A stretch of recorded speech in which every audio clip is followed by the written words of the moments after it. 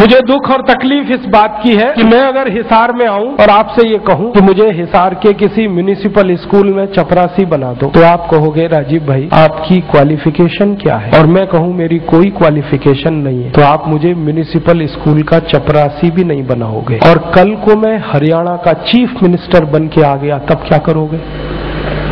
उसी zero qualification पर मैं हरियाणा का अगर चीफ मिनिस्टर बनकर आया तो आप मेरे गले को मालाओं से लाद दोगे और जिंदाबाद इतनी करोगे तो सारा शहर बहरा हो जाए। ये विडंबना है हमारे देश की।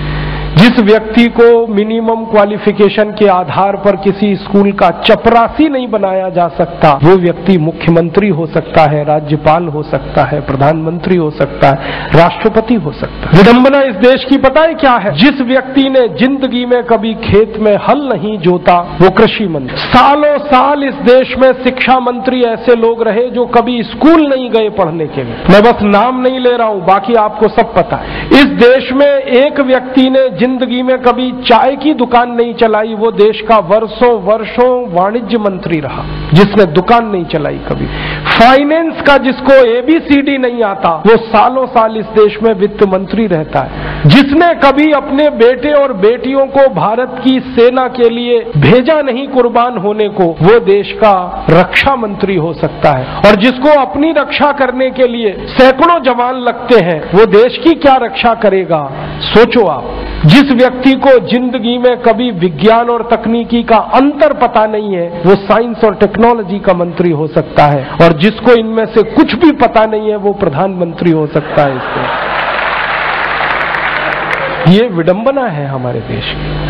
अज्ञानी व्यक्ति ज्ञानियों पर शासन कर सकता है, और हमारे शास्त्रों में कहा गया है, वेदों में कहा गया है कि अज्ञानी व्यक्ति जब ज्ञानियों पर शासन करे तो समझ लेना देश और समाज का बंटाधार ही होना है। हमारे देश में यही हो रहा है। हर अज्ञानी ऐरा गहरा नत्थू खैरा जो किसी नेता की चप्पलें उठाता था, जो किसी के जूतों में पॉलिश करता था, जिसने कभी किसी नेता के घर में रोटियां बना के खिलाई, वो राष्ट्रपति पद तक लोग पहुंचे हैं। ऐसी स्थिति हमारे देश में। उनकी क्वालिफिकेशन ही एक है कि कभी किसी बड़े नेता के रसोई में रोटियां बना के खिलाई तो राष्ट्रपति हो जाओ भैया। ऐसी बंदर बांट मची है इस देश में। और ये उस देश में जिसकी आजादी के लिए 7,32,000 लोग कुर्बान हुए हैं, उस देश में। मुझे बहुत दुख होता है, तकलीफ होती है। अभी एक सच्ची घटना मेरे साथ घटित हुई। मैं एक दिन कानपुर गया था, तो कानपुर के रेलवे स्टेशन पे उतरा। उतरने के बाद शहर में बाहर आने के लिए नीचे पुल पर से उतर के आया तो एक छोटी सी चाय की दुकान थी। उस पर एक बेटी और एक माँ और एक छोटा सा बेटा आपस में बात कर रहे थे। वो क्या बात कर रहे थे? वो कह रहे थे, माँ हम गरीब क्यों हैं? तो कान में मेरे शब्द पड़ गए। मैंने कहा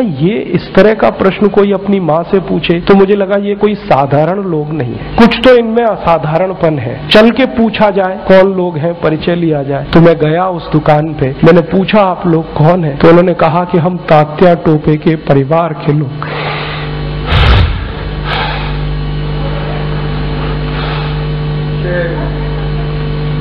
हमारे देश में तात्या टोपे के परिवार के लोगों को चाय बेचनी पड़ी और गद्दारों को सिंहासन मिले। ऐसा ये देश हो गया। जिन लोगों ने तात्या टोपे को मरवाया था वो इस देश में मुख्यमंत्री रह चुके हैं, आपको मालूम है। और एक एक राज्य के नहीं, 2-2 राज्य के मुख्यमंत्री रह चुके हैं। तात्या टोपे का गुप्त पता जिन गद्दारों ने अंग्रेजों को बताया था, उस खानदान के कई लोग इस देश में मंत्री रह चुके हैं। झांसी की रानी लक्ष्मीबाई को जिन्होंने मरवाया था वो इस देश में मंत्री रह चुके हैं। और तात्या टोपे जिन्होंने जवानी लगा दी देश के लिए, उनके परिवार के लोग चाय बेच रहे हैं। ये देश है और ये अब बर्दाश्त नहीं होता, और ये बर्दाश्त होना भी नहीं चाहिए किसी को।